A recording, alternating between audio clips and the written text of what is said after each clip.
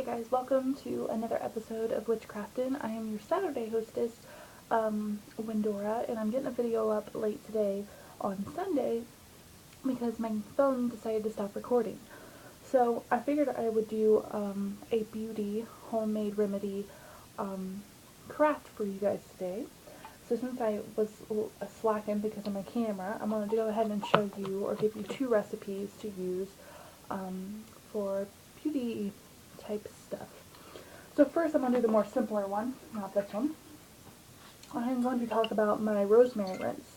As you can see, it's in a huge wine bottle I bought during the summertime, emptied it out. The rosemary rinse I actually learned about when I was doing my no poo time. I was using baking soda and such to wash my hair instead of using chemicals and stuff, and I'm sorry about that glare right here. To wash my hair, so I wouldn't have all these chemicals and stuff in my hair, so I used that, and the rinse I used in my hair. Rosemary is really good for dandruff, and it's really good for like your hair in general. The only precaution you have to watch with using it is it does darken your hair, so it can give it like a reddish tint, and it can like darken it more of a brown, bring more of the brown out in it. So if you have blonde, I hear people use, I think it's marigolds, you might want to look that up. If they are bleach blonde or blonde and they don't want their hair darkening, they use marigold instead. So you might want to look into that. I'm pretty sure it's marigold, or I'm pretty sure it is. But I'm going to talk about the rosemary rinse that I make.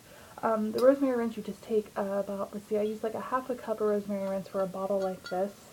And it made like 2 other jars that I use. And you just bring it up to a nice boil, let it suck up. Make sure you have a lid on it because you don't want the properties coming out with steam. You want it to stay in the rinse, so make sure you have a lid on it.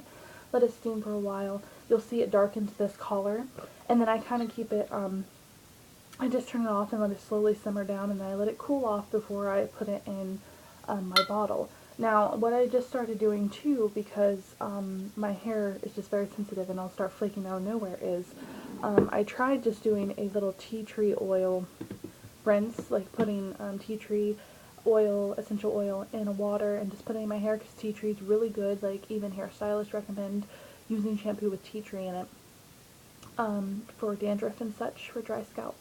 So I decided to put a couple of drops into my rinse to give it a little bit of a boost, and unfortunately the way the lighting is, you're not going to be able to see it, and I can't get in a good position, but there's actually, you can look and you will see like the oil and the properties from the herb before you put this oil in this rinse, and you'll know that it's working.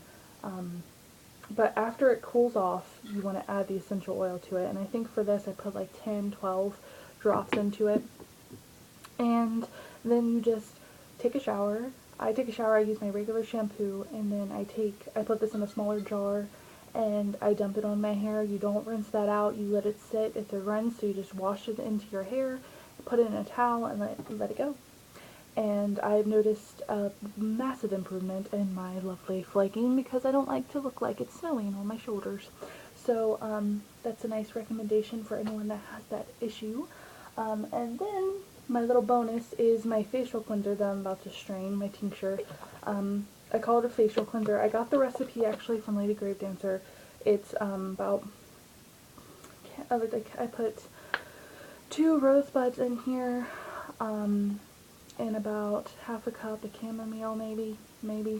And then I added some tea tree and lavender essential oil to this to help with my face and my skin and stuff, and blemishes and the oil control and such like that. I think it works awesome. I think it'd work better if I used it every single day, but I slack off on that department. But I'm going to be straightening it here today, and honestly, I got these at the Dollar Tree. They work great. This one can sit in the jar, just isn't as roomy, but if you just do small batches at a time and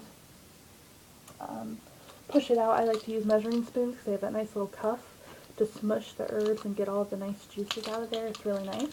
And this one's really nice too, because you can just sit it on top of the jar, whatever you're putting it in, to strain it, to dump it right in, and there you go, and you do bigger batches at a time. And you can get them with 2 different sizes. My smaller one's over here for this one, but see, they have 2 different sizes, so it works really nice. And actually this is for catching stuff in your drain, and this is for straining.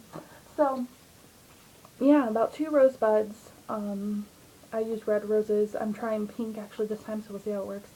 Some chamomile. I've actually added rosemary to this before. I didn't do it this time because I actually forgot because I'm not so smart and I need to buckle down on my writing my recipes down.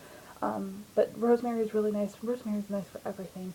So I'm going to strain it and actually put it in a little bottle beside my sink. It lasts about 6 months with vinegar. The rinse you kind of want to use up within like 2 weeks because it's just water holding those. You know, it can get a little yucky. So I normally try to use it within that big batch where I use it every day. So it will last me about 2 weeks and then I have to make it again. So those are my 2 little crafts for you guys today. I'm so sorry it's late. I feel really bad. I don't know why my phone's not recording. I actually missed out on recording some stuff on my son because of it, but I'm hoping to get it back in action. I like the iPod, but me and the iPod haven't been having lots of good connection. I swear Mercury would be in retrograde right now, how much machinery hates me right now, but I think it's just my luck and it'll come around. So I will see you guys at the next one. Peace, love, and light, and have a great weekend.